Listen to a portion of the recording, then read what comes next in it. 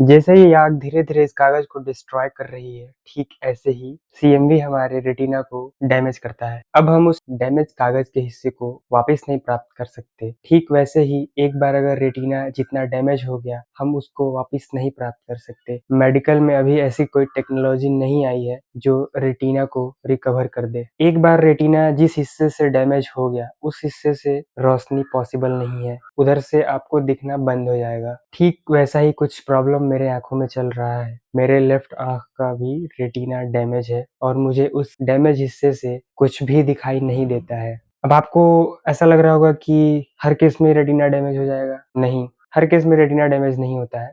किन पेशेंट्स में retina damage होता है? तो वैसे पेशेंट जो इम्यूनो कॉम्प्रोमाइज़्ड हों, यानी कोई इम्यूनो सप्रेसिव हो, जैसे एचआईवी के पेशेंट, ऑनगोइंग कैंसर ट्रीटमेंट या फिर ट्रांसप्लांट वाले मरीज जिनका इम्यून काफ़ी कॉम्प्रोमाइज़ होता है, ऐसे केसेस में सीएमवी होने का चांसेस बहुत ज़्यादा होता है। सीएमवी का फुल फॉर्म होता है साइटोमेगालो वायरस। ये एक वायरस है। जिन मरीजों का मैंने एग्ज़ाम्पल दिया है, वो काफ़ी इम्यूनो कॉम्प्रोमाइज़्ड होते हैं। मतलब कि उनकी इम्यूनिटी काफ़ी वीक होती है, जिसकी वजह से ये वायरस एक्टिवेट हो जाता है और कहीं भी अटैक कर सकता है। अगर रेटिना में किया है, तो उसको हम बोलते हैं सीएमवी रेटिनाइटिस और ये धीरे-धीरे, धीरे-धीरे आँख के रेटिना को यानी पर्दे को डैमेज करना शुरू करता है। तो कभी भी आपको विज़न में कोई प्रॉब्लम नज़र आए, चाहे ब्लाइंड स्पॉट, फ्लोटर्स या ब्लरी विज़न, तो आप तुरंत अपने डॉक्टर से कंसल्ट करें, फिर वो आपको हो सकता है ऑप्थो ओपिनियन के लिए बोलेंगे। तो क्या ये सीएमवी हर केस में रेटिना को डैमेज करेगा? तो आंसर है नहीं। जब हम इसको अर्ली डिटेक्ट कर लेते हैं, तो विज़न पूरी तरह वापस आ सकती है। जैसे-जैसे ये डिले बढ़ता जाएगा, डैमेज और बढ़ता जाएगा और फिर रेटिना को रिवर्स करना पॉसिबल नहीं है आज के समय में। आगे कोई टेक्नोलॉजी आ जाए तो अलग बात है, पर अभी के समय में ऐसी कोई टेक्नोलॉजी नहीं है जो डैमेज रेटिना को रिवर्स कर दे, यानी ये इरिवर्सिबल है। तो जितना जल्दी डायग्नोसिस हो, विज़न पूरी तरह वापस आ सकती है। जितना लेट होगा, उतना विज़न अफ़ेक्ट होगा। आगे चलकर पूरी विज़न भी जा सकती है।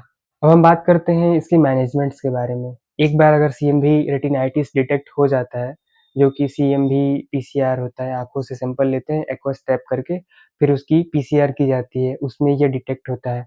एक बार अगर सीएमवी रेटिनाइटिस डिटेक्ट हो जाए, तो हम एंटीवायरल ट्रीटमेंट शुरू करते हैं।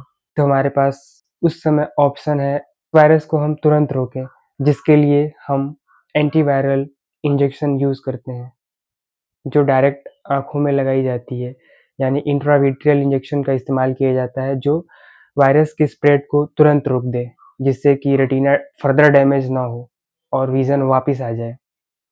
थोड़ा लेंदी प्रोसेस है, टाइम लगता है पर उसमें वापस आ सकती है, पर अगर डैमेज हो गया, तो फिर विज़न जाएगा।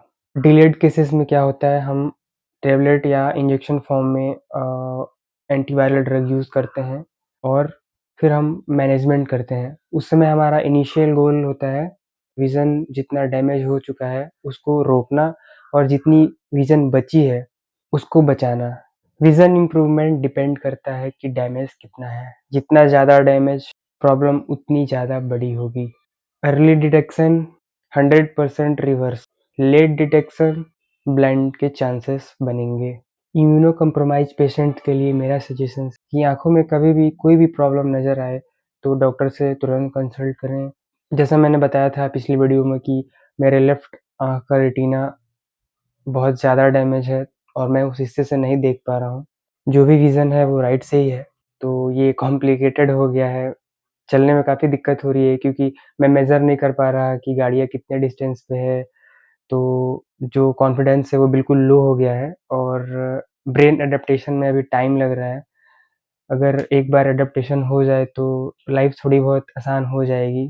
दिल में ख्वाहिश है कि 100% ठीक हो जाए, पर ऐसा पॉसिबल नज़र नहीं आ रहा है। जो भी विज़न बची है उसके सहारे मैं अडॉप्ट करने की कोशिश कर रहा हूँ, जिससे कि आगे का लाइफ़ थोड़ी आसान हो जाए। बाकी समय है, देखते हैं आगे कैसा रहेगा, कोई मैजिक भी हो सकता है। और अगर आपके किसी जानने में कोई भी पेशेंट जो इम्यूनो कॉम्प्रोमाइज़ है, कैंसर ट्रीटमेंट पे है, तो उनको ये वीडियो ज़रूर शेयर कर दें। अवेयर रहें, स्वस्थ रहें, मस्त रहें। धन्यवाद।